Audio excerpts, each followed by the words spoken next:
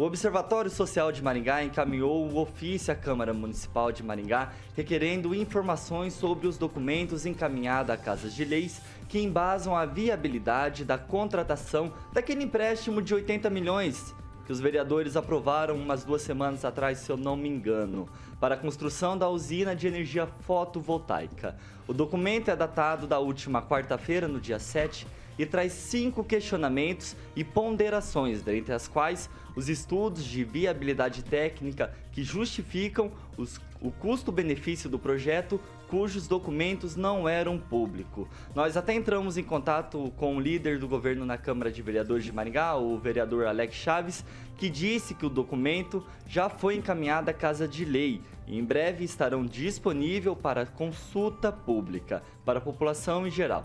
E aí, professor Jorge, o que você me diz dessa situação? Primeiro aprovaram os 80 milhões, o empréstimo corrida até, né? Corrida, e agora o Observatório Social entrando em jogada. Tiago, é o seguinte, a mensagem de lei que dá origem a esse projeto, né, da fotovoltaica de 80 milhões é o 132 de 2022, do dia 13 de outubro. Quando você analisa o documento, ele está composto de um primeiro parágrafo que diz: encaminho a Vossa Excelência.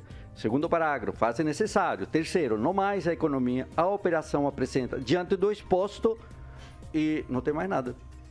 Não há nenhum documento que acompanhe. E aí, na sequência, trâmite rápido, aprovado. Mas faltou aí o atendimento ao artigo 32, parágrafo 1º da Lei Complementar 101 de 2000, que diz que deve haver uma motivação técnica jurídica. E essa motivação técnica jurídica não existe. E depois de aprovado, corre para encontrar e colocar os documentos no processo. E isto é o que se tem dito de forma sistemática aqui, que os vereadores não fiscalizam. Os vereadores simplesmente aprovam correndo todas as leis que vêm do Executivo. E um detalhe, tem aquela famosa PPP da questão da energia elétrica, que pública. Também da iluminação pública, que também correu da mesma forma, e os vereadores aprovaram a autorização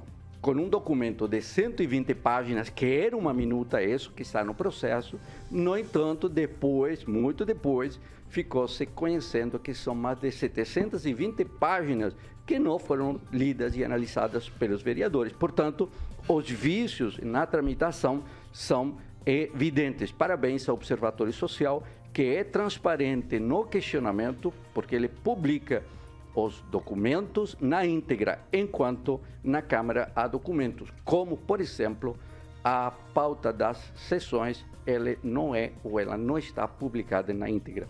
Há uma falta de transparência nestes processos. Kim, deixa eu te perguntar.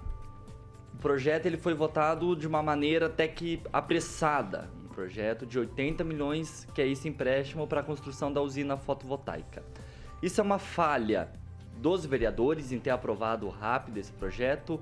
O Observatório Social está certo em questionar? Qual que é a sua análise, a sua visão sobre esse requerimento do Observatório Social?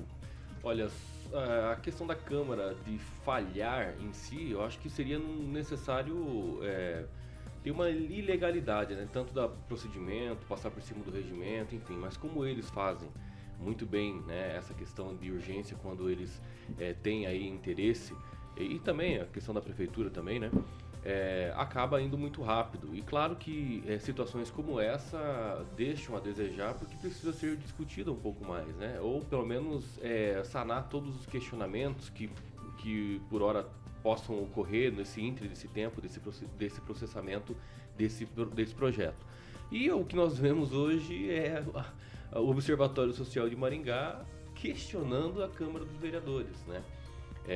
Até que ponto isso não deixa em evidência, talvez, a incompetência da própria Câmara Municipal, né? É um questionamento, uma pergunta retórica que eu faço, justamente por quê? Porque o Observatório está questionando a Casa de Leis que, porventura, tenha aí se equivocado no procedimento desse projeto de lei até a aprovação. Então tem realmente ser questionado. Todos os órgãos que são, evidentemente, que estão à frente desses questionamentos, é preciso realmente apontar. E o que precisa ser analisado é que nós, né, a população aqui maringaense, não pode ser prejudicada por esse projeto, mesmo que a logo que se vende 2 milhões, a estimativa de que vai ser superado aí, não vai ser... A economia. Exato, a economia. Então, será que realmente durante tantos anos, 10 anos, essa usina fotovoltaica, ela tem aí uma validade de quanto tempo? Então, tipo assim, tem que ser realmente analisado e questionado. Acho que está muito certo o Observatório Social quanto a isso. Ângelo Rigon. Olha, há algum tempo eu vi o governo do estado anunciando a colocação desse tipo de placa, se eu não me engano, em prédios públicos, em especial escolas, em algumas cidades do Paraná, e Maringá estava lá. Imagino que nada tenha sido feito sem estudo, porque já há pelo menos 2 anos ouço falar disso. No caso de Maringá, obrigatoriamente tem que passar pelo IAT, pela Copel, ninguém vai fazer nada sozinho, ninguém vai surgir da cabeça de... Eu me estranho assim, não sei. Vai ser no Parque Industrial, né? Aquele famoso Parque Industrial. Isso. Que ninguém investigou, ninguém denunciou, inclusive o Observatório Social de Maringá. Assim como o Observatório Social de Maringá não denunciou, não fez nada até agora em relação ao Hospital da Criança. Por que será? Porque tem o mesmo personagem envolvido nas 2 histórias? Ah, será que é isso? Não, né? A gente tem que puxar o saco do pessoal. Agnaldo Vieira. Não, tá tudo dentro da normalidade, questionamentos, perguntas, esclarecimentos que o observatório pede, mas a intenção da usina é interessante, é uma tendência mundial você utilizar esse sistema, né, fugir do convencional, e o investimento é válido pelo fato de que a médio e longo prazo essa economia vem com a utilização desse sistema, né?